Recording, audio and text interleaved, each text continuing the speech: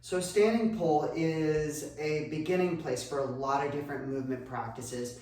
You see this movement a lot in a lot of martial arts, right? You see it in qigong, some tai chi work. We use it to some degree in yoga, and it's meant to be something that really helps one to establish yourself in the pelvic bowl and develop some subtle engagement in the legs.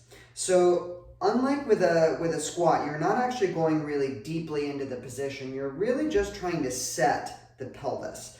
So I tell people to have the feet about a little bit wider than hips distance. The toes are turned out slightly, and there's going to be a slight bend in the knees. It's really not even so much of a squat as much as you're just kind of getting into the legs to some basic engagement. To show you from the side, once again, the feet are slightly turned out. The tailbone is gently tucked, right? And the gluteal muscles, to the best of your ability, are relaxed, okay? And what you're gonna do from this position, you're trying to gently stack the spine so the chin is pulled in slightly. The shoulders are relaxed, and you're trying to get them over the hips. And then there's a slight bend in the knees. And this is the position that you're going to hold for the standing pole. So it's not passive, but it's also not extremely active. So if I were to press on my gluteal muscles, you could feel that they're not super engaged. There might be a little minimal engagement. Back to the front position again.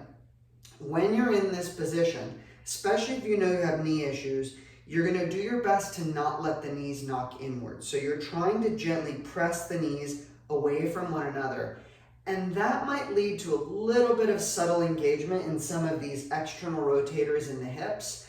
That is totally fine to feel a little bit of that engagement. You just don't want to feel really grippy in there.